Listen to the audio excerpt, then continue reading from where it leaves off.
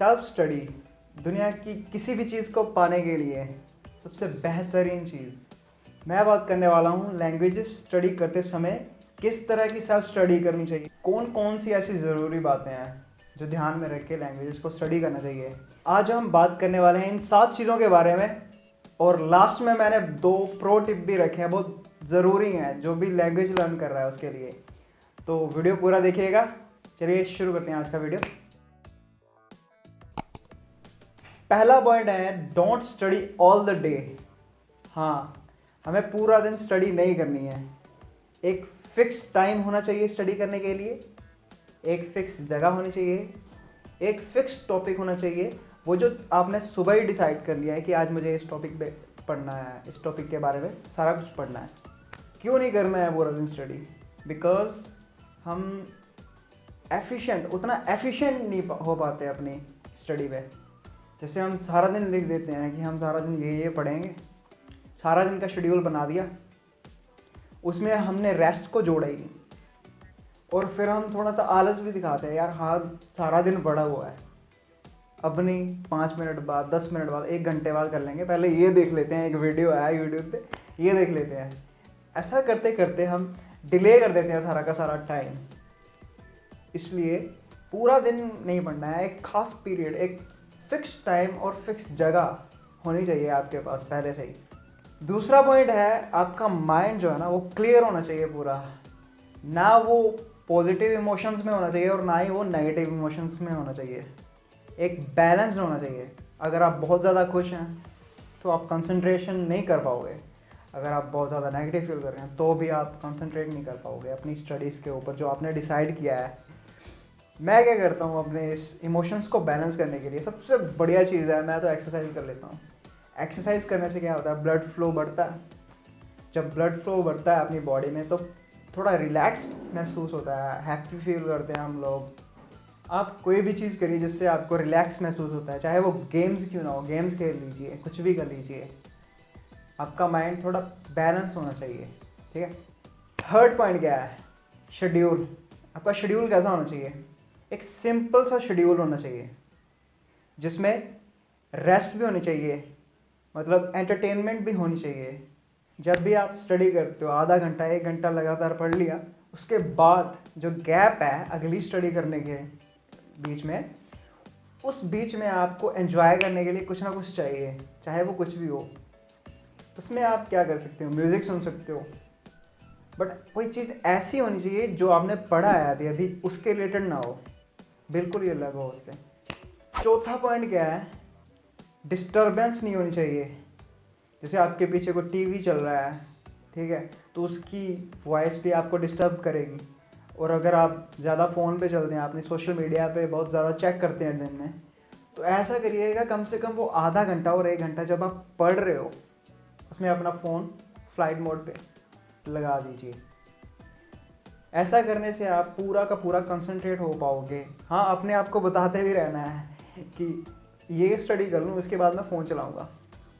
ऐसे कुछ ट्रिक्स अपनाने पड़ते हैं अपने दिमाग को हैंडल करने के लिए। मैं क्या करता हूँ डिस्ट्रैक्शंस को कम करने के लिए, अपने फ़ोन को चार्जिंग पे लगा देता हूँ। 5वां पॉइंट क्या है, note making, proper note making. जो भी आप पढ़ रहे हो उसके नोट्स तो बनाने ही हैं, और वो कहाँ पे बनाने हैं, उसके लिए सिर्फ एक पर्टिकुलर नोटबुक होनी चाहिए जिस पे आप उसी के बारे में सारा का सारा लिखोगे। फिर आपको क्या है कि उसमें मन भी लगेगा, और जब आप रिवाइज़ करोगे उसको तो आपको ऐसे ढूंढना नहीं पड़ेगा। अगर आपने पेपर्स पे लिखा है तो आप थोड़ा सा ना उसको ढूंढने में प्रॉब्लम हो सकती है। एक अलग से नोटबुक होगी तो थोड़ा आसान हो जाता है, और हाँ थोड़ा माइंड सेटअप भी हो जाता है कि आज मुझे यही पढ़ना है। 6th पॉइंट है do one thing at a time. आपको पूरा कॉम्प्लिकेट नहीं करना है अपने आप को। अगर आप डिफरेंट लैंग्वेजेस सेम टाइम पे भी लर्न कर रहे हो तब भी आप इतना कॉम्प्लिकेटेड नहीं होना चाहिए उसके बारे में। जैसे आप कोरियन स्टडी कर रहे हो, चाइनीज़ स्टडी कर रहे हो, तो उन दोनों को भी एक साथ में लेके चलना है, वो भी एक पर्टिकुलर शेड्यूल में। एक टाइम पे एक ही चीज़ करनी है आपको, और सबसे पहले वो चीज़ करनी है जो आपको सबसे ज़्यादा हार्ड लगती है। अगर आप हार्ड वाली चीज़ सबसे पहले कर लोगे तो बाकी सब चीज़ें आसान लगने लग जाती हैं थोड़ा सा। 7th पॉइंट क्या है? Discussion your doubts. जो डाउट्स हैं आपके वो डिस्कस करने हैं। किसके साथ करने हैं?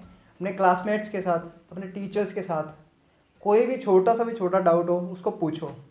और अगर आप सेल्फ स्टडी कर रहे हो, आपकी क्लास नहीं है, आप खुद ही पढ़ रहे हो, तो सबसे बेहतरीन चीज़ आपके पास ये है कि आपके पास फ़ोन है। जो भी आज पढ़ा उसको एक बार रिसर्च कर लो। एक तो रिवाइज हो जाएगा सारा का सारा जो भी आपने पढ़ा है, और दूसरा एक कुछ खास चीज़ें और ज़्यादा पता चल जाएंगी उस टॉपिक के बारे में। और वो जो आपने अभी रिवाइज कर लिया और इंटरनेट पे भी सर्च कर लिया, वो आपकी मेमोरी में ज़्यादा देर तक रह सकता है। इससे आपको फ़ायदा ही होने वाला है। अब बात करते हैं प्रो टिप्स के बारे में। सबसे पहला प्रो टिप है जो बहुत ही ज़्यादा ज़रूरी है, वो है स्लीप। हाँ, अगर नींद नहीं आएगी ना तो आप याद नहीं कर पाओगे चीज़ों को अच्छी तरीके से, याद रख ही नहीं पाओगे आप।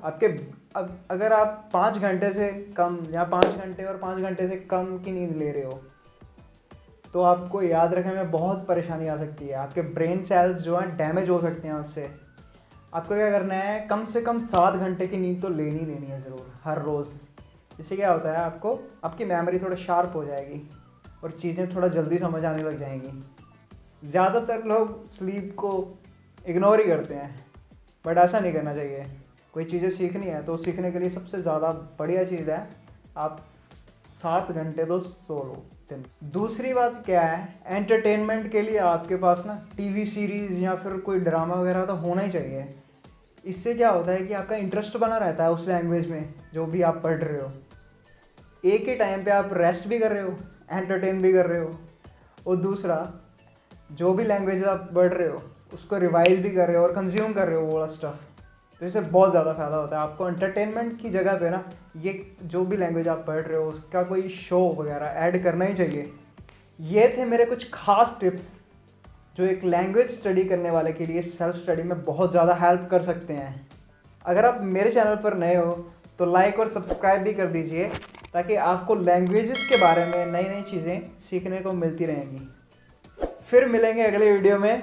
टिल देन, सायोनारा, कोमाप्समिदा, शिए शिए, ज़ाइजियन।